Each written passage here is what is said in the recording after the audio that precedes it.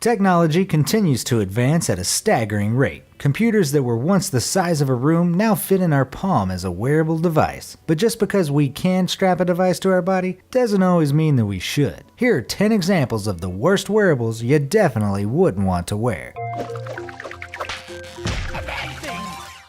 Number 10. Virtual Boy. A portable gaming console with the capability of showing 3D graphics? What could possibly go wrong?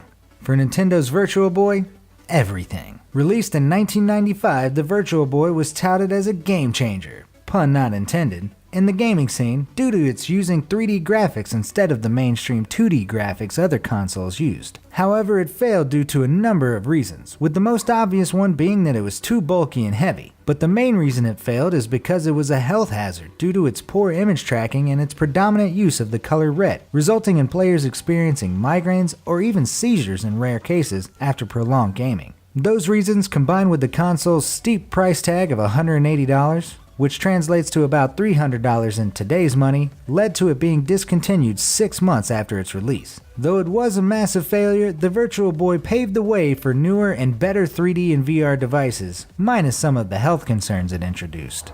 Number 9. Logbar Ring. The Logbar Ring was a wearable device released in 2015 which was designed to shortcut everything, as its creators put it. By doing simple gestures with it, you can do things like answering calls or texts to paying your bills in an instant. However, this innovative device turned out to be a dud, with some people even calling it the worst wearable device ever made. They raised nearly $1 million on Kickstarter only to create an absolutely useless device. For one, the ring is a sizable one. It's like wearing a fat metal nut on your finger. What made it the worst, however, is the fact that it is very inconvenient to use. Not only do you have to open the accompanying app at all times, draining precious battery power in the process, you also have to contend with the fact that the app only works 5 to 10% of the time. So the time you spend trying to make your device recognize your gestures is far longer than if you had just used your device normally. Suffice to say, the Logbar Ring is definitely not the one ring to rule them all.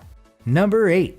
Beauty and the Geek Keyboard Trousers. Back in 2012, someone thought it was wise to design trousers with a wireless keyboard along with a mouse and a small speaker built in. While the concept is truly laudable, incorporating technology and fashion trends together is a recipe for disaster. The trousers look truly nice, but the placement of the keyboard in said pants is a bit off-putting. No one in their right minds would want to be seen in public typing on a keyboard that is placed directly over their crotch. Another problem is that this costs $400, and that's just an estimated price. Ouch! Then there's the issue of washing it without destroying all the electronics.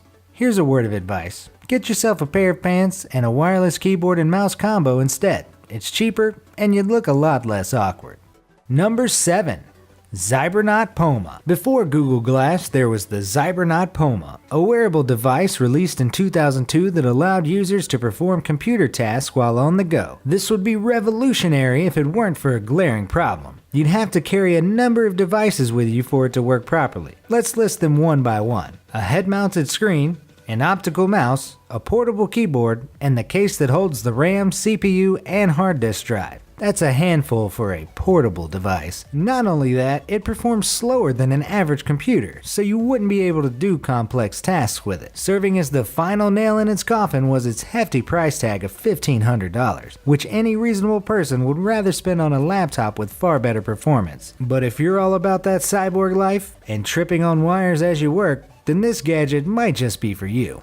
Number 6. Kraos and Neptune Pine Smartwatches. Smartwatches are great devices, but they haven't always been as refined as products like the iWatch. The Kraos smartwatch, for example, was touted by its creators back in 2013 as the most advanced smartwatch, being equipped with voice and gesture control. However, all those promises came up short when the final product came to fruition, backed by $1.5 million of crowdfunding through Indiegogo. What customers got was a faulty smartwatch stripped of all its features the company promised. And while its $110 price tag wasn't that much, people still regretted buying it since the product was a total bust. The second smartwatch failure, the Neptune Pine, 9 was actually a decent piece of tech when it was released back in 2015. It can do almost everything a smartphone can do, which is basically its downside as well. The problem is that it's basically a miniature smartphone, measuring at 2.4 inches. Its large size is quite unsettling, especially when you put it on and you find yourself unable to put on your formal suit as it sticks out from your sleeves. And with a price tag of $350, I think it's better to invest on a high-end smartphone and opt for a regular watch instead. Let's take a breather for a while, shall we?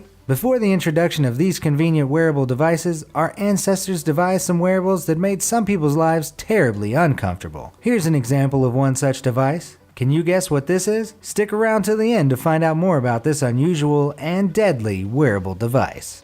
Number 5. Basis Peak and Fitbit Force. Compared to the previous examples, these two smart devices did meet customer expectations, but some unusual problems led to them being included in this list. The Basis Peak was a great fitness tracker developed in 2014, loaded with a number of useful features for health-wary consumers. And though it came with a price tag of $200, its advantages seemed to far outweigh its disadvantages. However, production was halted due to a major malfunction in the units, causing it to overheat and even burn up in some cases, resulting in users suffering burns from the device. This led to a mass recall of the units, which also marked the end of Basis Peak. Similarly, the Fitbit Force is a lightweight, easy-to-use smart device loaded with a number of useful fitness applications, and it only cost $130. It would be a nice device if it wasn't for one small problem. The device causes skin rashes. Like the Basis Peak, it led to a mass recall of the device. But unlike Basis Peak, the Fitbit brand is still present to this day, offering new products that hopefully don't cause skin problems.